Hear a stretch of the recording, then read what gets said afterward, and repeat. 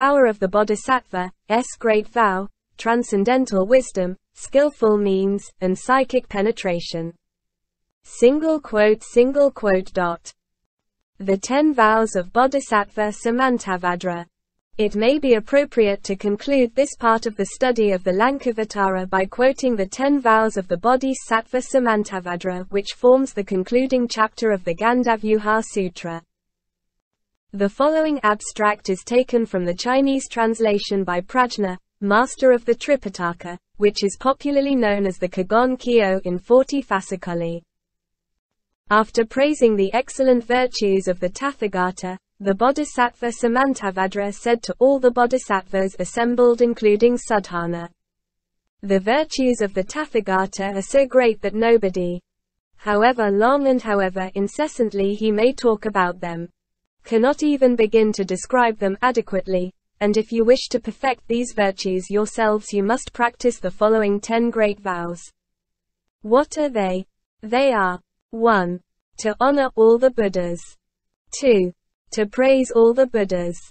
3. To make extensively all kinds of offerings to the Buddhas, especially what may be termed moral offerings. 4. To repent all sins ever committed by yourselves. 5. To be sympathetically joyful over whatever merits are acquired by others. 6. To ask the Buddha to revolve the wheel of the Dharma. 7. To ask the Buddha to stay on living in this world. 8. To be always learning from the life of the Buddha. 9. To look after the spiritual welfare of all beings. 10. To turn all your merits towards the promotion of goodness and the suppression of evils. These are the 10. And in the execution of them, a bodhisattva will not know when to get rested from his work. For it will have to continue as long as there is space extending in the 10 quarters. As long as there is one being left in the universe to be saved. As long as there is one evil desire to be destroyed, a bodhisattva will thus work incessantly, continuously, without interruption, with his body, speech, and mind, to the very end of the world. By the vow to pay reverence to all the Buddhas is meant this. There is an inconceivable number of Buddha lands filling up the 10 quarters of the universe. Their number is indeed inconceivable as the number of atoms composing the earth. And there is an inconceivable number of Buddhas residing in these innumerable Buddha lands through the 3 divisions of time. And because of the virtue of Samantavajra's life of vows, a deep faith is awakened in a bodhisattva's heart. And he will feel as if he were in the presence of all these Buddhas, whom he will salute with his body, speech, and mind that are pure. And dividing his one body into as many bodies as there are Buddhas in these innumerable Buddha lands, innumerable as atoms composing the worlds, he will salute every one of them. He will not feel fatigued in doing so till the end of the universe. By the vow to praise the Tathagatas is meant this. The number of the Buddha lands filling up the entire extent of the universe and the 3 divisions of time is as numberless as that of atoms composing the earth. And in each one of these numberless Buddha lands there is again as innumerable a number of Buddhas as that of atoms composing the earth. The Buddha is found surrounded by an ocean of bodhisattvas in every one of these Buddha lands. And a bodhisattva will present himself before each one of these Buddhas with a deep understanding and a clear perception. The ocean of the merits of the Tathagata will then be praised with a tongue far more exquisite and eloquent than that of Saraswati. Each tongue expressing a sea of inexhaustible voices, and each voice articulating a sea of words in every form possible. And this praising will go on without cessation till the end of the world and as long as there is a being in existence, and yet a bodhisattva will never feel tired of his work. The vow to make all kinds of offerings to the Buddhas consists in offering to every one of these innumerable Buddhas as above mentioned such things as flowers, wreaths, music, umbrellas, garments, and all kinds of incense and ointment, and many other things, and all these offerings in such a large quantity as is equal to clouds or to a mountain. And a bodhisattva will also burn before every one of the innumerable Buddhas all sorts of oil in such a measure as compares to an ocean. But of all the offerings one could thus make to a Buddha, the best is that of the Dharma.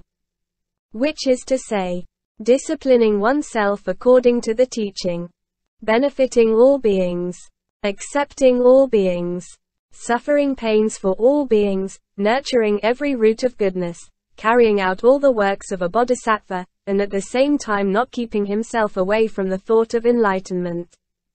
None of those material offerings above mentioned begin to compare with this form of moral offerings.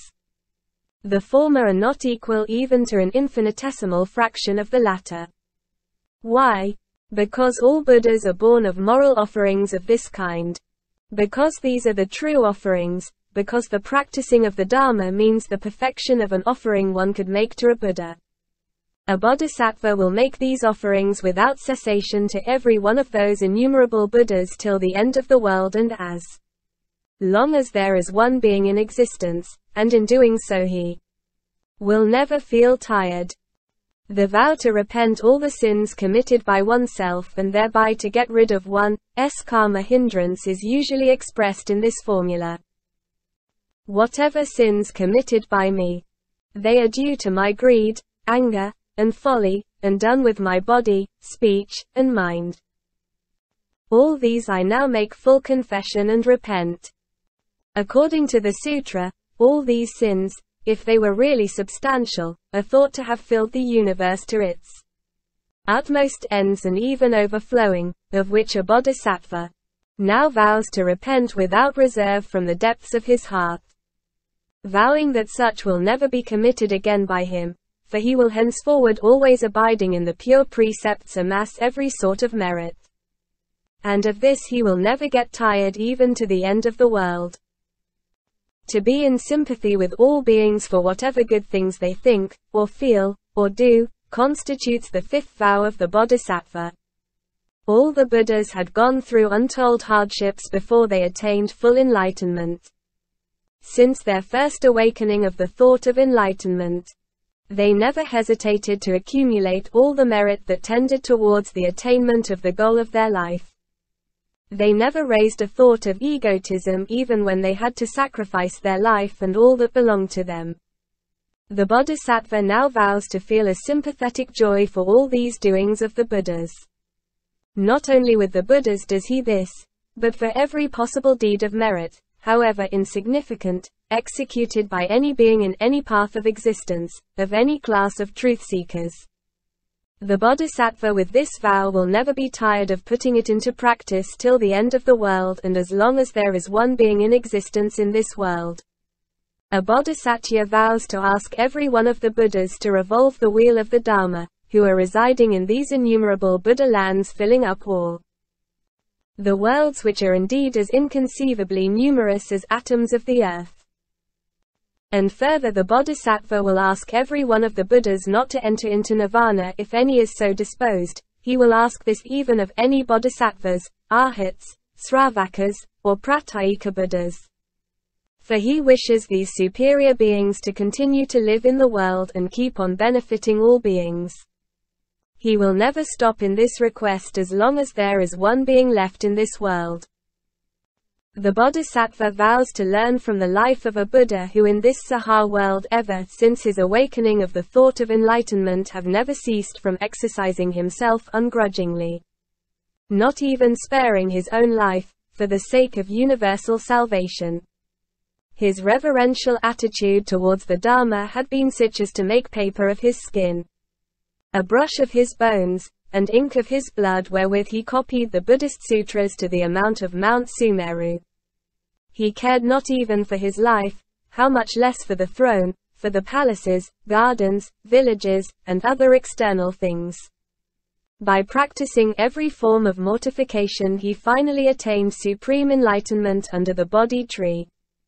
After this, he manifested all kinds of psychical powers, all kinds of transformations, all aspects of the Buddha body, and placed himself sometimes among bodhisattvas, sometimes among Sravakas and Pratyeka Buddhas, sometimes among Kshatriyas, among Brahmins, householders, lay disciples, and sometimes even among Devas, Nagas, human beings, and non-human beings. Wherever he was found, he preached with perfect eloquence, with a voice like thunder, in order to bring all beings into maturity according to their aspirations. Finally, he showed himself as entering into Nirvana. All these phases of the life of a Buddha, the Bodhisattva is determined to learn as models for his own life. In this universe, life manifests itself in innumerable forms, each one differing from another in the way of its birth, in form, in the duration of life, in name, in mental disposition, in intelligence, in aspiration, in inclination, in demeanor, in garment, in food, in social life, in the mode of dwelling, etc. However different thus they are. The Bodhisattva vows to live in accordance with the laws that govern every one of these beings in order to serve them, to minister to their needs, to revere them as his parents, as his teachers, or arhats, or as tathagatas, making no distinction among them in this respect. If they are sick, he will be to them a good physician. If they go astray, he will show them the right path. If they are sunk in poverty, he will supply them with a treasure, thus uniformly giving benefits to all beings according to their needs. Why does he do this? Because the Bodhisattva is convinced that by serving all beings he is serving all the Buddhas, that by revering all beings, by making them glad, he is revering and gladdening all the Buddhas. Why? Because a great compassionate heart is the substance of Tathagatahood. It is because of all beings that this compassionate heart is awakened. And because of this compassionate heart the thought of enlightenment is awakened, and because of this awakening supreme enlightenment is attained. It is like a great majestic tree growing in the desert. That it spreads out so luxuriously its stems, branches, leaves, flowers in all direction, is due to the supply of water under the ground. So with the majestic tree of enlightenment growing in the wilderness of birth and death, the roots are deeply planted among all beings, while it blooms out and bears fruit as Buddhas and Bodhisattvas. That these roots are well nourished is due to the pouring of the water of great compassion, without which there will indeed be no flowers and fruits of enlightenment as attained by Buddhas and Bodhisattvas. Why? Because of the water of great compassion all beings are benefited and perfected as to attain the highest supreme enlightenment. Therefore, enlightenment is dependent upon beings. If there were no beings, there would be no bodhisattvas attaining supreme enlightenment. Thus the bodhisattva must have a good understanding in this, as he regards with impartiality the minds of all beings. He is able to perfect his great compassionate heart. And as he moves among all beings with this great compassionate heart in accordance with their modes of living and feeling and thinking, he is able to complete his offerings to the Tathagatas. In doing this the Bodhisattva will know no fatigue even to the end of the world. Whatever merits the Bodhisattva acquires by paying sincere respect to all the Buddhas and also by practicing all kinds of meritorious deeds as already described, they will all be turned over to the benefits of all beings filling up this entire universe.